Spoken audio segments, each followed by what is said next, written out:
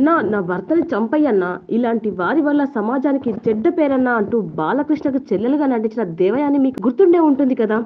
ఆమె గురించి పెద్దగా పరిచయం చేయనక్కర్లేదు. హీరోయిన్ గా అటు తమిళ ఇటు తెలుగు భాషల్లో నటించింది దేవయాని. ఒకప్పుడు దేవయాని అంటే మంచి పేరుండేది. అగ్ర హీరోయిన్లలో ఒకరుగా కూడా ఉన్నారామె. అయితే కొన్ని రోజుల పాటు సినిమాలకు దూరం అవుతూ వచ్చారు. తనకంటూ నచ్చిన క్యారెక్టర్లు లేకపోవడం, కొత్త హీరోయిన్ల తెరంగేట్రం ఎక్కువవడంతో దేవయానికి అవకాశాలు తగ్గిపోయాయి. జనతా గ్యారేజ్ వంటి సినిమాలో తల్లి పాత్రల్లో నటిస్తున్న దేవయాని ఇప్పుడు అధ్యాపకురాలు వృత్తి చేపట్టారు. ఇదేదో సినిమా పాత్ర అనుకునేరు. నిజంగానే ఆమె నటనకు దూరంగా ఒక పాఠశాలలో అధ్యాపకురాలిగా పనిచేస్తున్నారు. పక్కింటి అమ్మాయి పాత్రలకు పెట్టింది పేరు దేవయాని. అజిత్ సరసన నటించిన కాదల్ కొట్టై అనే సినిమా తెలుగులో ప్రేమలేఖ పేరుతో విడుదలై మంచి ప్రాచుర్యం పొందింది. సూర్యవంశం, ఫ్రెండ్స్, మరుమలర్చి, తెనాలి, వల్లరసు తదితర విజయవంతమైన చిత్రాల్లో నటించి ప్రముఖ హీరోయిన్ స్థాయిని అందుకున్నారు. తెలుగులోను సుస్వాగతం వంటి చిత్రాలతో గుర్తింపు పొందిన దేవయాని 2001లో దర్శకుడు రాజ్ కుమార్ ను ప్రేమ వివాహం చేసుకున్నారు. వీరికి ఇద్దరు కుమార్తెలు ఇనియా, ప్రియాంక ఉన్నారు. దేవయాని కుమార్తెలు ఇద్దరు కూడా ఎంతో అందంగా అచ్చం తల్లిలాగే ఉన్నారు.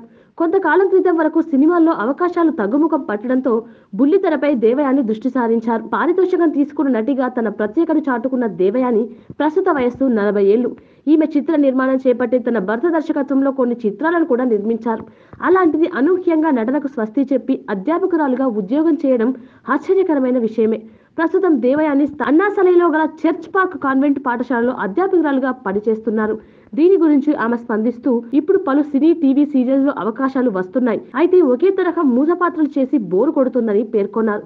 దీంతో ఏదైనా భిన్నమైన పని చేయాలని, అది ఇతరులకు ఉపయోగపడేలా ఉండాలని నిర్ణయించుకున్నానని చెప్పారు. తనకు ఉపాధ్యాయురాలుగా పని చేయాలని చిన్ననాటి నుంచి కోరికని కూడా, దీంతో టీచర్ కోర్సు చదివి ఉత్తీర్ణత పొందానని చెప్పారు. అనంతరం తన పిల్లలు చదువుతున్న చర్చ్ పార్క్ పాఠశాలలో అధ్యాపకురాలుగా చేరానని కూడా తెలిపారు.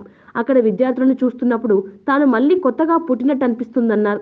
జీతం గురించి ఆలోచించాల్సిన అవసరం లేదని, ఇక్కడ చాలా ప్రశాంతంగా సంతోషంగా ఉందని కూడా దేవయాని పేర్కొన్నారు.